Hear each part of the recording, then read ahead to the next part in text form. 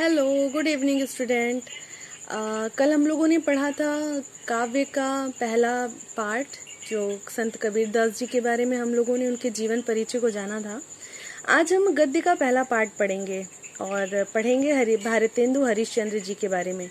और आज आपको हम ये भी बताएंगे कि जीवन परिचय को विद डिटेल लिखना ज़रूरी नहीं होता, उनके बारे में कुछ बहुत इम्पॉर्टेंट टॉपिक होते हैं, अगर आप उनको लिख दें तो भी जीवन परिचय पूरी तरह से कंप्लीट होता है। तो आपको हम आज बताएंगे। तो देखिए, इसमें लिखा हुआ है, और वीडियो शायद क्लियर नहीं चल रही है, इसको देखते हैं। तो देखिए, भारतेंदु जी हैं, इनका नाम भारतेंदु हरिश्चंद्र जी। पिता का नाम था बाबू गोपाल चंद्र गिरिधर दास। इनका जो जन्म स्थान है वो काशी है और इनका जन्म हुआ था 1850 ईस्वी में।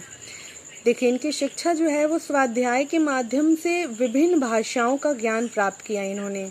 और जो संपादन था वो कवि वचन सुधा हरिश्चंद्र मैगजीन हरिश्चंद्र चंद्रिका था। इनकी लेखन विद्या देखिए, इन्होंने क्या लेखन विद्या किया है, तो कविता, नाटक, एकांकी, निबंध, उपन्यास, पत्रकारिता।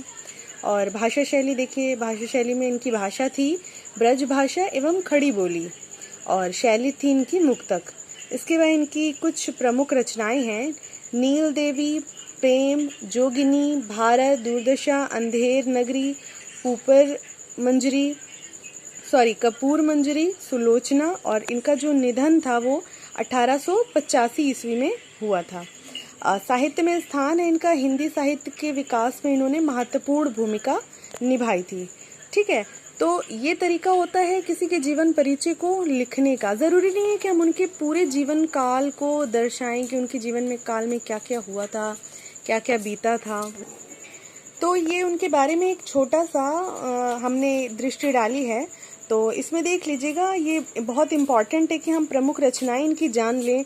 नील देवी, प्रेम, जोगिनी, भारत, ये सारी, अंधेर नगरी, ये सारी बहुत इम्पॉर्टेंट रचनाएं हैं जो आपको कभी कभी शॉर्ट क्वेश्चन, मतलब 1 नंबर के क्वेश्चन में भी एग्जाम्स में पूछ देता है।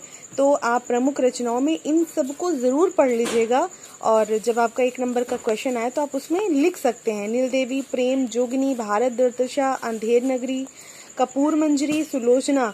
तो ये पूछ सकता है कि नील देवी किसकी रचना है, तो आप बता सकते हैं कि ये भारतेंदु जी की रचना है।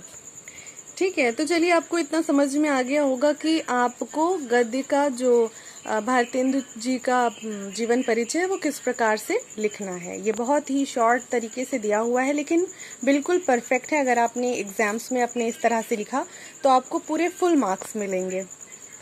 तो इसी के साथ हम आपसे ये कहेंगे कि बच्चों, आप पूरी वीडियो को वॉच करिएगा, और जहाँ तक हो सके कोशिश करिए, सब्सक्राइब करिए और बेल आइकन को दबा दीजिएगा, ताकि आपको मेरी सारी वीडियोस टाइम पर मिलती रहें। ओके, खुदा हाफिज़, बाय बाय।